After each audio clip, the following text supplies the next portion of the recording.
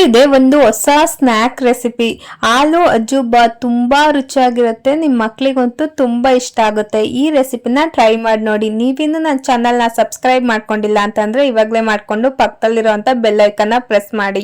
Daily recipes ವಿಡಿಯೋಸ್ನ upload ಮಾಡ್ತಾನೆ ಇರ್ತೀನಿ, ನಿಮ್ಗೆ ಮೊದಲು ಸಿಗುತ್ತೆ. ಮೊದಲಿಗೆ ವೀಕ್ಷಕರೇ, ಒಂದು ತರ್ತರಿಯಾಗಿರುವಂತ ಪೇಸ್ಟ್ ನ ರುಬ್ಕೋಬೇಕಾಗುತ್ತೆ. ಶುಂಠಿ, ಬೆಳ್ಳುಳ್ಳಿ, ಒಂದು 4-5 ಹಸಿಮೆಣಸಿನಕಾಯಿ, ಇವು ಸ್ವಲ್ಪ ನೀರ್ ಹಾಕೊಂಡ್ಬಿಟ್ಟು ಚೆನ್ನಾಗಿ ಪೇಸ್ಟ್ ಮಾಡ್ಕೋಬೇಕಾಗತ್ತೆ. ಪೇಸ್ಟ್ ಅಂದ್ರೆ ತರಿಯಾಗಿ ರುಬ್ಕೋಬೇಕಾಗತ್ತೆ. ನೋಡಿ ಈ ರೀತಿ. ಇವಾಗ ನಾನು ಒಂದು ತಟ್ಟೆನ ಇಟ್ಕೊಂಡಿದ್ದೀನಿ, ಅದಕ್ಕೆ ತುರ್ದಿರೋ ಅಂತ ಆಲೂಗಡ್ಡೆನ ಹಾಕೋತಾ ಇದ್ದೀನಿ. 2 ಆಲೂಗಡ್ಡೆ ತುರ್ದಿರೋದನ್ನ ನಾನು ಹಾಕೋತಾ ಇರೋದು. ನಿಮ್ಗೆ ಕ್ವಾಂಟಿಟಿ ಜಾಸ್ತಿ ಬೇಕು ಅಂದ್ರೆ ಜಾಸ್ತಿ ತುರ್ಕೊಂಡು ಹಾಕೋಬಹುದು.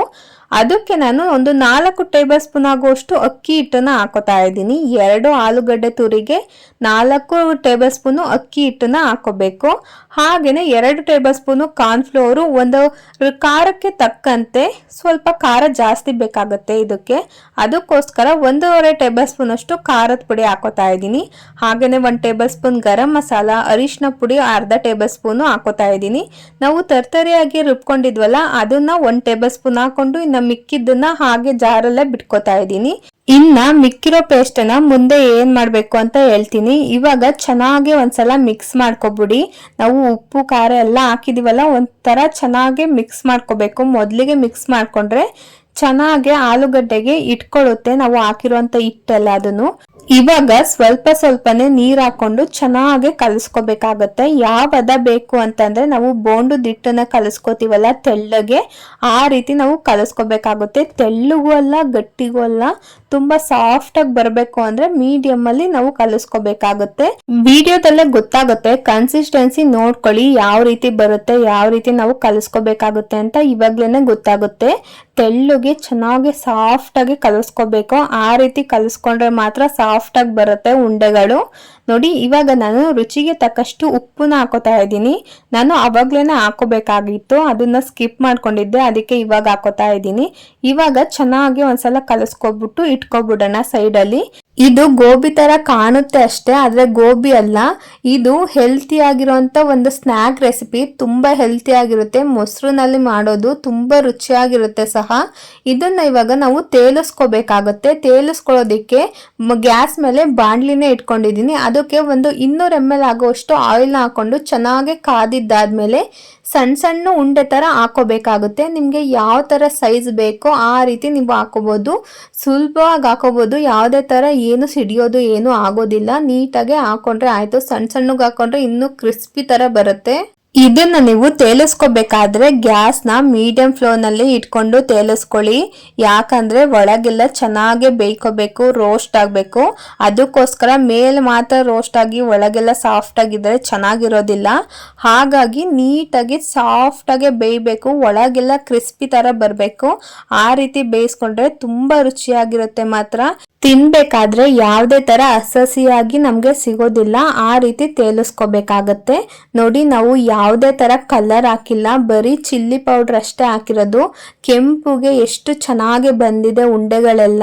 ಹಾಗೇನೆ ತಿನ್ಕೊಬಿಡ್ಬೋದು ಡ್ರೈ ಆಗೇನೆ, ಬೇರೆ ತರ ಮಾಡೋದೇ ಬೇಕಾಗಿಲ್ಲ.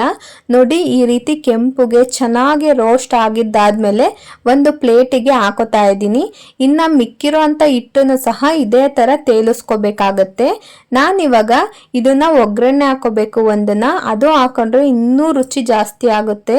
ಅದಕ್ಕೂ ಮುಂಚೆ ಒಂದು 4 ಟೇಬಲ್ ಸ್ಪೂನ್ ಆಗೋಷ್ಟು ಮೊಸರನ್ನ ಒಂದು ಬಟ್ಲಿಗೆ ಹಾಕೋತಾ ಇದ್ದೀನಿ. ಇದು ಪೇಸ್ಟ್ ತರ ನಾನು ರೆಡಿ ಮಾಡ್ಕೋತಾ ಇರೋದು.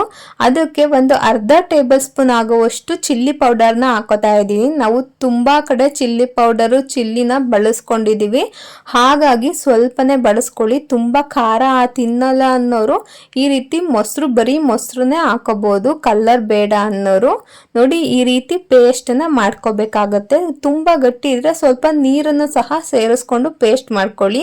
ಇವಾಗ ಅವಾಗ್ಲೇ ತೇಲಿಸ್ಕೊಂಡಿದ್ವಲ್ಲ, ಅದೇ ಬಾಣ್ಲಿನ ತಗೊಂಡಿದ್ದೀನಿ. ಅದರಲ್ಲಿ 1-2 ಟೇಬಲ್ ಸ್ಪೂನ್ ಎಣ್ಣೆ ಮಿಗಿಸ್ಕೊಬಿಟ್ಟು ಇನ್ನ 2 ಟೇಬಲ್ ಸ್ಪೂನ್ ತಕ್ಕೊಂಡಿದ್ದೀನಿ. ಆ ಎಣ್ಣೆ ಕಾದಿದ್ದಾದ್ಮೇಲೆ ನಾವು ಅವಾಗ್ಲೇ ಮಿಗಿಸ್ಕೊಂಡಿದ್ವಲ್ಲ ಪೇಸ್ಟ್, ತರಿಯಾಗಿ ರುಬ್ಕೊಂಡಿರುವಂತದ್ನ ಅದನ್ನ ಹಾಕೋತಾ ಇದ್ದೀನಿ. ಅದನ್ನು ಸಹ ಚೆನ್ನಾಗಿ ಮಿಕ್ಸ್ ಮಾಡ್ಕೊಂಡು ರೋಸ್ಟ್ ಮಾಡ್ಕೊಳ್ಳಿ. ಇವಾಗ ಒಂದು ಈರುಳ್ಳಿನ ಸಣ್ಣದಾಗಿ ಉದ್ದಕ್ಕೆ ಹೆಚ್ಕೊಂಡ್ಬಿಟ್ಟು ಹಾಕೋತಾ ಇದ್ದೀನಿ. ಇಷ್ಟನ್ನು ಕೂಡ ಎಣ್ಣೆನಲ್ಲಿ ನೀವು ಎಷ್ಟು ಚೆನ್ನಾಗಿ ಫ್ರೈ ಮಾಡ್ತಿರೋ ಅಷ್ಟು ರುಚಿಯಾಗಿ ಬರುತ್ತೆ. ಇದು ನಿಮಗೆ ಯಾವ ಥರ ಬೇಕು, ಹಸಿಯಾಗಿ ಬೇಕಾ ಈರುಳ್ಳಿ, ಇಲ್ಲ ಅಂದರೆ ರೋಸ್ಟ್ ಆಗಿರ್ಬೇಕು, ನಿಮ್ಗೆ ಯಾವ ರೀತಿ ಆ ರೀತಿ ಬೇಯಿಸ್ಕೋಬೇಕಾಗತ್ತೆ. ನಾನು ನೋಡಿ ಈ ಥರ ಮೀಡಿಯಮ್ ಆಗಿ ಬೇಯಿಸ್ಕೊಂಡು ಹಾಕೊಂಡಿದ್ದೀನಿ. ಇವಾಗ ನಾನು ಪೇಸ್ಟ್ನ ರೆಡಿ ಮಾಡ್ಕೊಂಡಿದ್ನಲ್ಲ ಮೊಸರು ಜೊತೆಗೆ, ಅದನ್ನ ಹಾಕೋತಾ ಇದ್ದೀನಿ. ಹಾಗೇನೆ ಒಂದು ಅರ್ಧ ಲೋಟದಷ್ಟು ನೀರನ್ನು ಸಹ ಹಾಕೋತಾ ಇದ್ದೀನಿ. ಕನ್ಸಿಸ್ಟೆನ್ಸಿ ಈ ರೀತಿ ಬರಬೇಕು, ಅದು ಗಟ್ಟಿ ಆದ್ಮೇಲೆ ಒಂಥರ ಗ್ರೇವಿ ತರ ಬರಬೇಕು.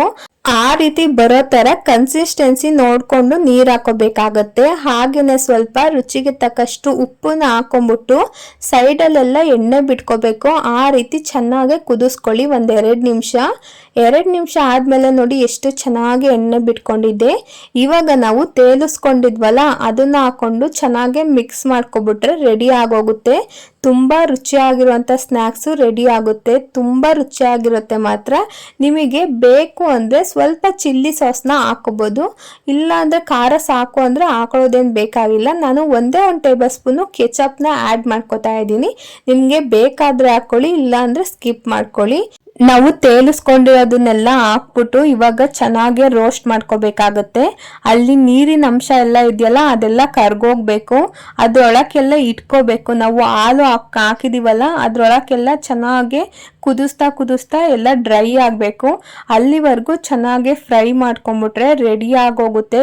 ತುಂಬಾ ಹೆಲ್ತಿಯಾಗೂ ಇರುತ್ತೆ, ತುಂಬಾ ರುಚಿಯಾಗಿರುತ್ತೆ. ನೀವು ಒಂದ್ಸಲ ಮನೇಲಿ ಟ್ರೈ ಮಾಡಿ ನೋಡಿ.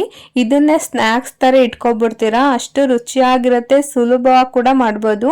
ಇವಾಗ ಗ್ಯಾಸ್ನ ಆಫ್ ಮಾಡಿ ಸ್ವಲ್ಪ ಕೊತ್ತಂಬರಿ ಸೊಪ್ಪನ್ನ ಮೇಲೆ ಉದುರಿಸಿದ್ರೆ ಸಖತ್ತಾಗಿರುವಂತ ಸ್ನ್ಯಾಕ್ ರೆಸಿಪಿ ರೆಡಿ ಆಗೋಗುತ್ತೆ.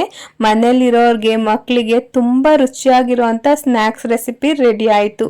ಯಾವುದೇ ತರ ಟೇಸ್ಟಿಂಗ್ ಪೌಡರು, ಕೆಚಪ್ಗಳನ್ನ ಬಳಸ್ತಲೇ ನಾವು ಮನೆಯಲ್ಲೇ ಮಾಡಿರುವಂತ ಸ್ನ್ಯಾಕ್ ರೆಸಿಪಿ ತುಂಬಾ ರುಚಿಯಾಗಿ ಬರುತ್ತೆ. ಮನೇಲಿ ಒಂದ್ಸಲ ನೀವು ಟ್ರೈ ಮಾಡಿ.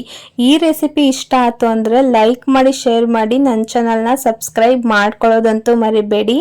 ಇದೇ ತರ ಈಸಿ ರೆಸಿಪೀಸ್ಗಳಿಗೆ ನನ್ನ ಚಾನಲ್ನ ಫಾಲೋ ಮಾಡಿ. Thank you.